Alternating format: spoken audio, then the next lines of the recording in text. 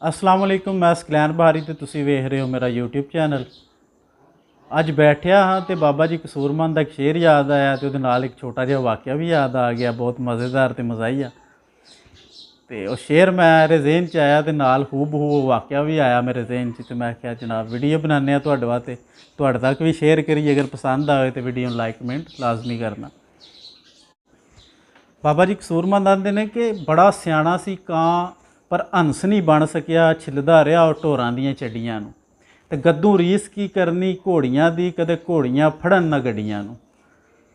परां वालियां नाल परवाज़ करिए आउंदी रीझ तरीडियां ते डड्डूआं नूं।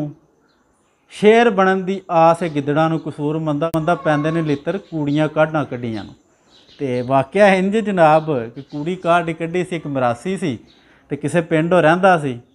तो उन्हें पिंड जिस पिंड ओह रहिंदा सी उस पिंड जनाब उन्हें रोटी मंगनी, कदे किसे घरों कदे किसे घरों, अज ऐस घरों कल उस घरों, तो रोटी खा के सौ रहना। पूरा पिंड उहदे तो बड़ा तंग सी। एक दिन सुबह उठिया मरासी तो सोचता है कि पूरा पिंड मेरे तो तंग है, अरसा दराज तो मैं इत्थे रह रहा तो रोटी मंग के खाना, तो पिंड वाले भी हुण अक गए ने। तो अज रोटी मंगन जां तो मते मनो अगों कोई मारे। इतने ऐलान हो गया, नाल ही ऐलान हो गया कि फलां पिंड फलां चौधरी साहब मारे गए। उन्हें आख्या भी लै कम तो चंगा होया, चलने आ नाले चौधरी साहब का जनाजा पढ़ने तो नाले रोटी खाने। वो लगा गया उस पिंड, जाके उन्हें चौधरी का जनाजा पढ़िया तो रोटी खाधी तो वापस आ गया।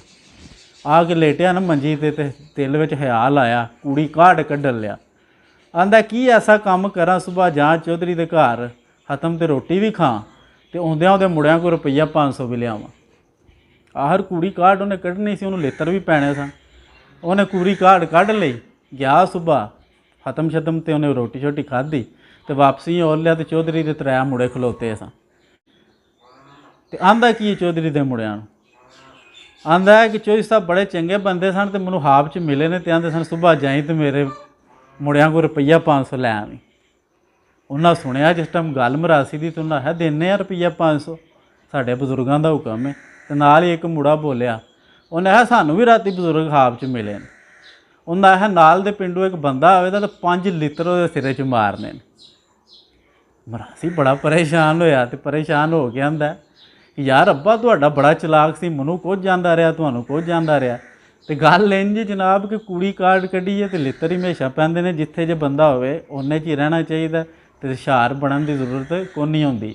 तुसां वेख्या होना कई बार कोई यार दोस्त कोई फैमिली मैंबर या किसी फंक्शन ते या किधरे तुसीं जांदे हो तो कई बंदे बड़े चलाक बनने की कोशिश करते हैं। अगले बंदे नूं भी पता होंदा कि चलाक बन रहा, पर बंदे आंदे ने छड्डो यार ਇਹਦਾ ਹੁਣ ਕੀ करना, आपे किधरों लित्र खा लिया। तो वीडियो जनाब पसंद आए तो लाइक कमेंट लाजमी करना।